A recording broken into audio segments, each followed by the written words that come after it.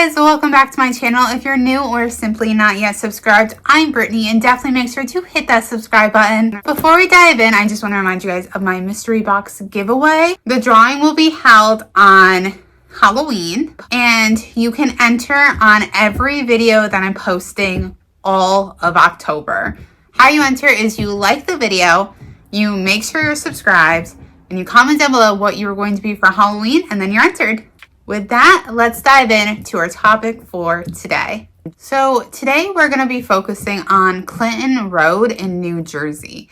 And this road has a lot of things to it. People report the sensation of feeling like they're being watched in the woods, watched by something in the woods, seeing strange lights, or even hearing disembodied childish laughter. We're going to be talking about a couple of different things pertaining to this road, but one of the things is Cross Castle. Now, there's been rumors of bad vibes that have been floating around the area since it was first settled. In 1905, J. Percy Cran wrote, "It was never advisable to pass through the 5 Mile woods after dark, for tradition tells us they were infested with a band of robbers and counterfeiters, to say nothing of the witches that held their nightly dances and carousels at Green Island, and the ghosts that made their appearances in such frightful forms,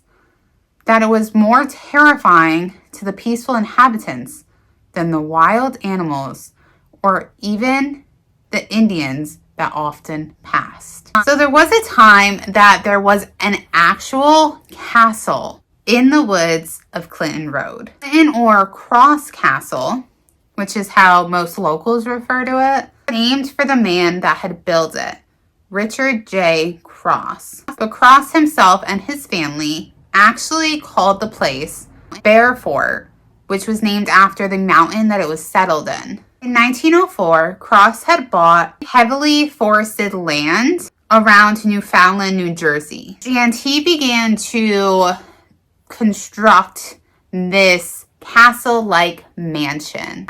This mansion was 3 stories high. You can still see the remnants of the concrete today. Cross had died in 1917, and the family sold the property to the city of Newark in 1919. Fire would eventually destroy a lot of the wooden structure, but it would leave the stone walls intact, which would become a place where hikers, teenagers, and even the occasional Satan worshipers would congregate there. And that's not me saying that all Satanists are bad. I've known a few, and they're not like, let's sacrifice or harm people, or they actually are more like charity driven. But I know that there's the flip side of that, where there is sacrifices, there is dark rituals. And obviously, like, that's what they're referring to with this. So the walls are actually knocked down in 1988 when the Newark Watershed Commission said that the structure was unsound. We're actually going to be talking about different encounters that people have had with this specific area. It's also believed that Cross Castle had dungeons in it where our bodies were found, and that the KKK, along with the satanic worshipers, are often frequent this area. So in one account, it says, 2 friends, brothers who I will call John and Bill, regularly took excursions through areas of West Milford known for their legends. They were driving down Clinton Road. Both noticed a bonfire near Cross Castle.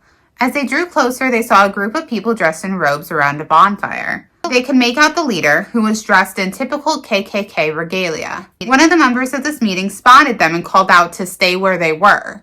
Of course, John and Bill took off to their car and left.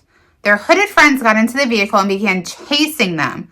John and Bill said they were wielding shotguns. Obviously, like, the KKK is not as prominent today as it was, which is good. But, like, there's definitely still members out there and they are known to be dangerous. Like, not somebody that you want to mess with. I mean, even before, when they were very, like, a large organization, they were still, like, they did horrible things. And they would do horrible things just to prove a point. So definitely something you want to stay far, far away from. In another account, it says, after one night of hearing tales, me and 6 others decided to go to the castle. As we got up the dirt road that wound up to the castle, we parked the cars, got out, lit a fire, and drank some beer. After half an hour, we began to hear chanting and chains rattling. One of the girls started to go into a seizure. 3 of us tried to move her to no avail. It was like she was nailed to the rock. And the chanting stopped. The girl came around. We all looked at each other like, what the hell is going on here? And obviously, like, it kind of seems like she was under some sort of a spell. They hear the chanting. She goes into the seizure. They physically can't move her. I don't know if you, like, anybody has played the sleepover game or whatever that's, like, light as a feather, stiff as a board. I played that when I was really young. And it's where you use, like, 4 fingers, 2 on each of your hands. And you, like, people go around a body and lift them up with just the 2 fingers. And it worked when we did it. Where it shouldn't have. We shouldn't have had the strength to make that happen. So I'm definitely somebody who believes in magic, but that seemed definitely dark. Then this account says, I have actually taken 3 trips to the castle. The first time we found the castle by accident. We wanted to see if the rumors were true. I will tell anyone, never step over the boundary of the castle. One of my friends did so. She became stiff and ran out of there.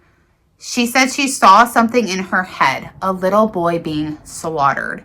We decided to get the hell out of there. We realized that my other friend had dropped his wallet on the trail. We headed back there around 11 p.m. I was nervous about going back, so the other people did it without me. My friend once again started gagging. We drove to our local diner, and I noticed a bruise across my friend's neck.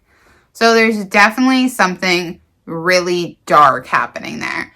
Either, magic related, or like, they could have summoned something really dark, like a demonic spirit or something. But there's other things about this road. And some even say that they see aliens or UFOs there. In one account, it says, what I saw on Clinton Road one night was, in my eyes, a UFO. After we went around Dead Man's Curve, we suddenly saw a huge flash in the sky and a triangle disc. This thing was so big in the sky, and it was hovering over the trees about 250 feet in the air. My friends and I always said we would pull over if we ever saw a UFO, but we were too scared.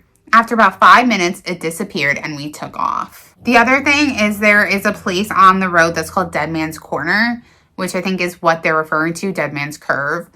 And it said that a lot of the, sacrifices take place there. And then people also report about seeing strange animals that are not normal to see. In one instance, they say, one legend states that Cross Castle rebuilds itself every October 30th, and the KKK sacrifices a goat.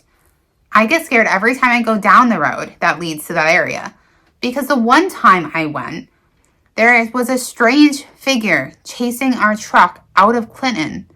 When I got a good look at it, I screamed and I told my friend to drive faster. It was a dog of some sort, but it was floating, not running. If it's chasing you, I'm curious if it's a ghost dog, if it's a hellhound. Then there's also an account of this ghostly Camaro.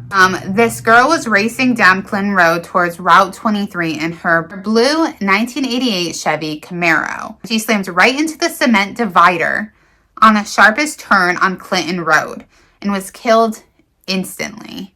If you tell someone else the story of the accident while driving down the road, you will see a blue 1988 Chevy Camaro drive by. When my friend Vince told me this story, we saw headlights in the distance, and when the car passed, we made it out to be the Camaro. There's so much to this road. There's also spirits on the road, and besides, like, you know, the girl in the Camaro. But this is one of the accounts with encounters of spirits. So it says, hanging out at the old castle was great. Much further up the road on the right, there are trails that go up the mountain to a lake called Terrace Pond. The pond was crystal clear and great for swimming. We used to camp up there, and we had a really weird occurrence that happened to us. We were camping one night around 1 a.m., and 2 park rangers noticed our fire and walked over to us.